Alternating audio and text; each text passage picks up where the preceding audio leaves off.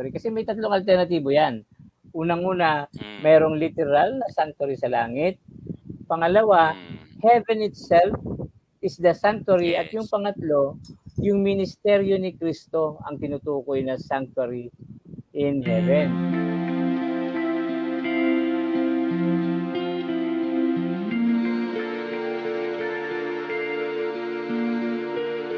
Meron ba talagang sanctuary sa heaven? Mm. Ano sa palagay mo, Mark Paul? Ito hindi natin pinag-usapan, ano? Pero tingnan natin, ako kasi may opinion ako dito. Ano naman ang opinion mo kaya dito, Mark Paul? Meron bang Sa akin, sanctuary in heaven? Sige. ang sa akin, Pastor, sanctuary in heaven na binabanggit is yung larawan nga kung may ano yung meron dito sa sa lupa. Pero dito hindi kagaya nung naiisip natin bilang mga tao. Ang naisip nga natin isang building na kung saan doon natin ginagawa yung mga seremonya. Ito naniniwala ako, Pastor, hindi ito tabernacle na physically nag-a-appear sa heaven. Naniniwala ako, Pastor, sa isang mas malalim nga na pag-aaral ko dito, hindi siya basta-basta kumbaga tumutukoy patungkol hanggang sa atin bilang mga tao. We are also sanctuary na pwedeng maging trono o upuan ng ating Panginoon. Kaya siguro, Pastor, tingnan natin kung ano yung pinakamagandang pag-aaral tungkol dito. Thank you sa sinabi mo, no? Natutuwa ako dahil magkaparehas tayo. I also believe na hindi literal na sanctuary. Kasi may tatlong alternatibo yan. Unang-una, merong literal na sanctuary sa langit. Pangalawa, heaven itself is the sanctuary. Yes. At yung pangatlo, yung ministeryo ni Kristo ang tinutukoy na sanctuary in heaven.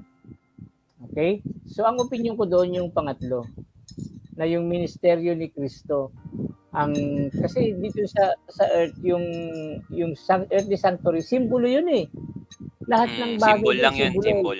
Yes, yung sanctuary mismo simbolo, yung mga furniture sa loob ng sanctuary simbolo din para kay Christ. So they are symbols pointing to Christ. Ngayon, yung realidad dapat sa langit hindi na building kasi magiging simbolo na naman kapag building sa langit, kaya tumutukoy yon kay Christ na mismo at sa kanyang ministeryo doon sa langit as our high priest. So yun po yung paniniwala ko at yun din pala ang opinion ni Mark Paul. Pero hindi tayo pwede maging dito, Mark Paul, hindi tayo pwede maging dogmatic. Kasi sa langit to kapag nakarating tayo sa langit, doon pala talaga natin malalaman yung dapat we need to be ready na maging surprised. Maging surprised tayo. But as of now, sige Mark Paul, ka muna. Siguro, Pastor, meron tayong ibang view o tingin doon sa hindi tayo nag-uusap pero halos nagkakalapit yung ating pag-aaral tungkol doon. Siguro mga kapatid, para lang mas maintindihan natin.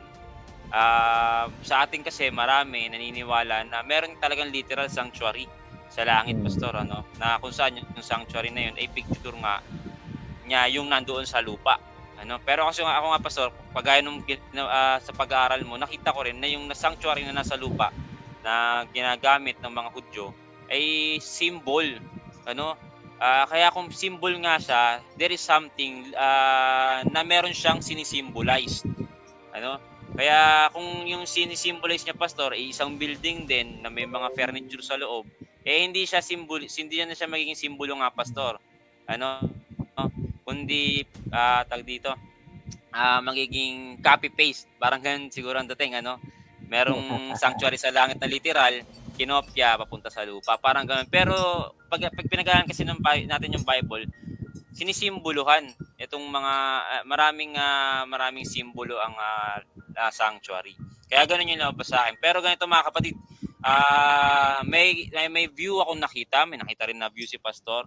At naniniwala, Pastor, dapat open tayo sa mga views na yan. Hindi tayo nagiging dogmatic nga sa kung ano na yung paniniwala na meron tayo. Kasi nga yung truth ay progressive. Hindi minamalino yung truth na naintindihan natin dati, kundi binibigyan niya ng liwanag. o pinapagpaliwanag pa niya ng malayon. Kasi parang ganito kasi pastor ang inintindi ng marami. Kung magkaiba yung view ninyo sa view ng Adventist, alis na lang kayo. Kasi magkaiba kayo eh.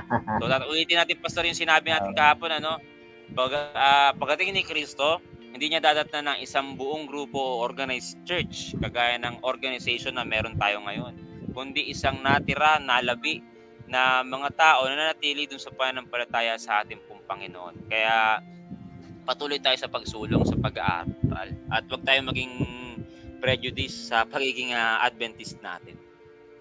Yeah, may mga punto ng pag-aaral ng Biblia, Mark Paul.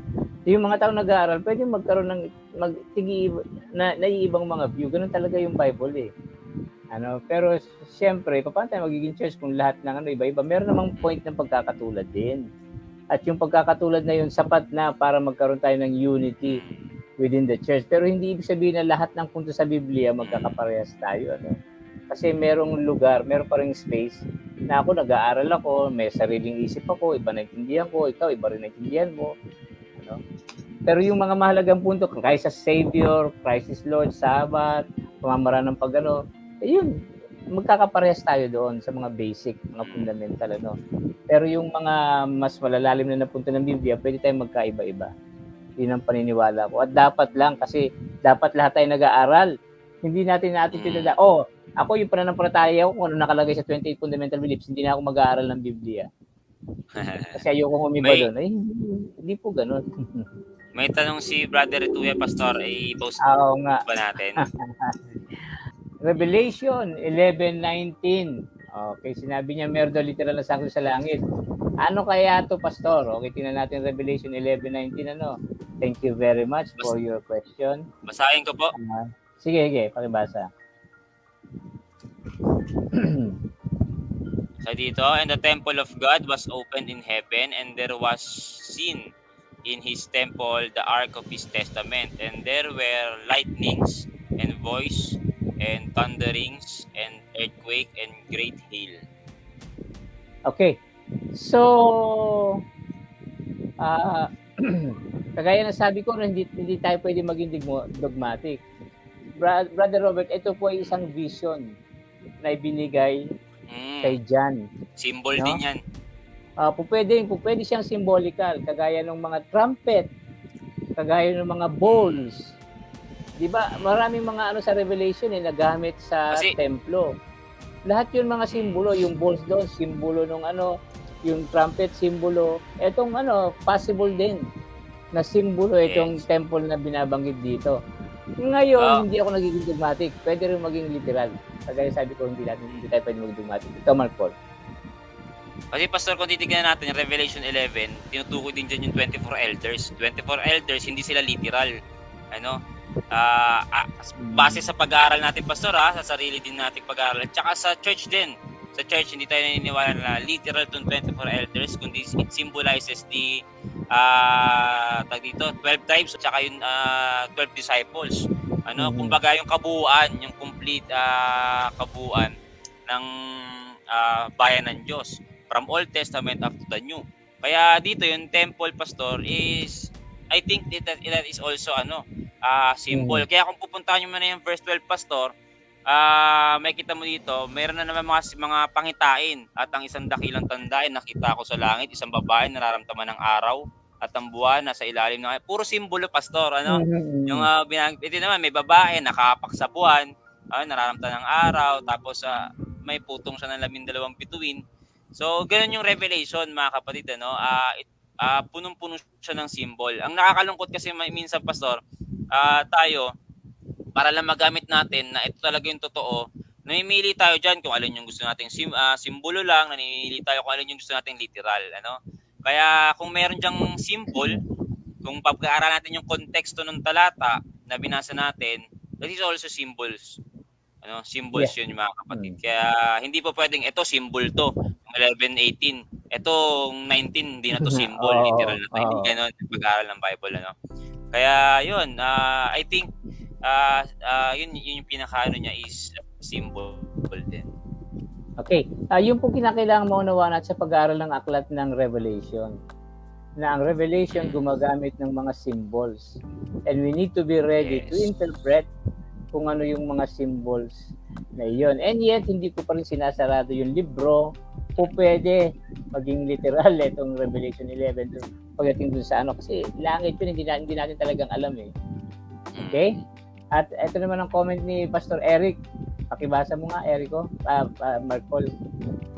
Sabi niya, maganda pong study itong view nyo. Medyo iniisip ko din noon, siguro maganda expound nyo po ito. Or pwede kaya maging both literal or symbolical ito. Pwede rin, no? Possible yun, both literal or symbolical. Kaya dapat lang talaga open tayo, Pastor, sa mga liwanag na gustong sabihin sa atin ng Diyos. Na wag tayo maging dogmatic dun sa isa nating naintindihan. Kasi possible na yung naintindihan natin na yun ay mag-progress pa at ipakita pa sa atin ng Diyos kung ano yung mas maganda o mas malinaw tungkol dun. Tandaan po ninyo, tayong lahat ay mga student ng Bible. And as students, we are still learning. Yes, may mga naalam na tayo in the past, pero hindi natin inaalis yung attitude na estudyante lang tayo, na pwede tayong maging mali at pwede mas marami pa tayong matutunan. Ano? So, kung ito mga aming program ay naka-encourage sa inyo na mag-isip pa kayo lalo about about sa Bible, then maganda po. Kung nadala natin yung mga tao na maglalong pag-isipan ng mas malalim yung mga bagay-bagay sa Bible, well, we thank you for that. Kasi yun lang naman ang goal namin eh. Hindi po namin goal na magturo talaga etong sinasabi ng Biblia, kundi magtanong ng mga magtanong ng mga question. At sabihin kung ano yung laman na natutunan namin so far. I-share yung natutunan namin so far. Okay, man po, may sabihin ka. Kaya wag tayo matakot mga kapatid sa confusion, no? Sa Bible, yung confusion, binabaka yan. Pinag-aaralan ng maigi dahil may confusion. Kaya nga sabi ko yung nakaraan, Pastor, yung mga kapatiran, hindi nako-confuse sa mga sinabi ni Pastor Joel. Hindi sila nako-confuse kung sabihin ni Pastor na 28 fundamental beliefs is not the gospel.